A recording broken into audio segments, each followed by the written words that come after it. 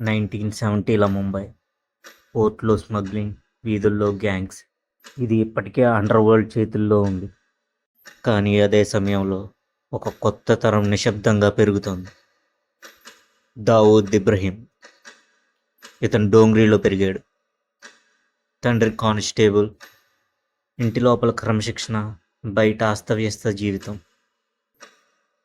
అతను చిన్నప్పుడే ఒక విషయాన్ని గమనించాడు: పోలీసులు నేరాన్ని ఆపలేరు, వాళ్ళు కేవలం స్పందిస్తారంతే. అంటే ముందుగా గేమ్ ఆడేవాడే గెలుస్తాడు అని అర్థం. 1975 to 1978 దావూద్ స్కూల్ అయిపోయిన తర్వాత ఎక్కువగా వీధుల్లోనే టైం గడపడం ప్రారంభించాడు. చిన్న చిన్న క్రైమ్స్, చిన్న దొంగతనాలు, వీధుల్లోని గ్యాంగులతో తిరగడం. ఇవన్నీ డబ్బు కోసం కాదు, పేరు కోసం.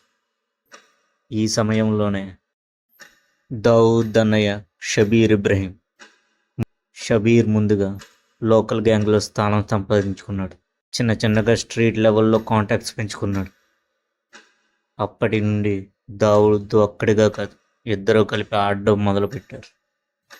1978 to 1980 చిన్న క్రైమ్స్ నుండి పెద్ద క్రైమ్స్ చేయడం మొదలుపెట్టారు. స్మగ్లింగ్ నెట్వర్క్కి సహాయం చేయడం, కాంట్రాక్ట్ కిల్లింగ్ చేయడం, గ్యాంగ్ ఫైట్స్, ఇలా చిన్న చిన్నగా ఎదగడం మొదలుపెట్టారు.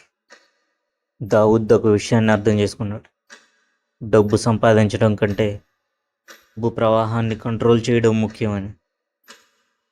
ఆ సమయంలోనే ముంబైలో పఠాన్ గ్యాంగ్ చాలా బలంగా ఉంది.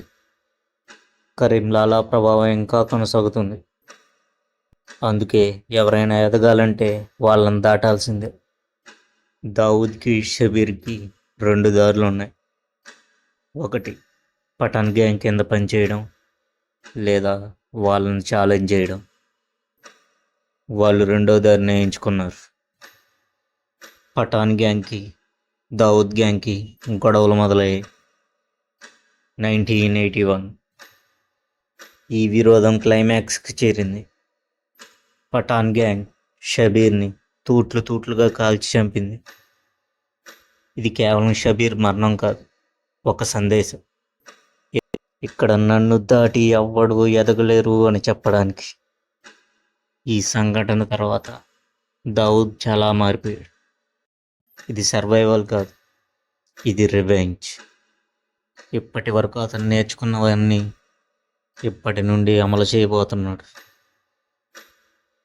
అతను గ్యాంగ్ కట్టట్లేదు, యుద్ధాన్ని ప్రారంభించబోతున్నాడు. ప్రతీకారం చాలామంది తీర్చుకుంటారు, కానీ కొంతమంది దాన్ని ఒక సిస్టంగా మార్చగలరు. దావూద్ అదే చేయబోతున్నాడు. 1982-1983 ఈ సమయంలోనే ఈ సిస్టమ్ని ఒక పేరుతో పిలవడం మొదలుపెట్టారు. ఆ పేరే డి కంపెనీ. మస్తాన్ డబ్బుని కంట్రోల్ చేశాడు, లాలా వీధుల్ని కంట్రోల్ చేశాడు, వరదరాజ్ ప్రజలను కంట్రోల్ చేశాడు. కానీ దావూద్ సిస్టమ్ని కంట్రోల్ చేయాలని నిర్ణయించుకున్నాడు. ఇక్కడ నుండి ముంబై అండర్ వరల్డ్ మారిపోబోతుంది. ఈ వీడియో మీకు నచ్చినట్లయితే లైక్ చేయండి, షేర్ చేయండి, సబ్స్క్రైబ్ చేయండి.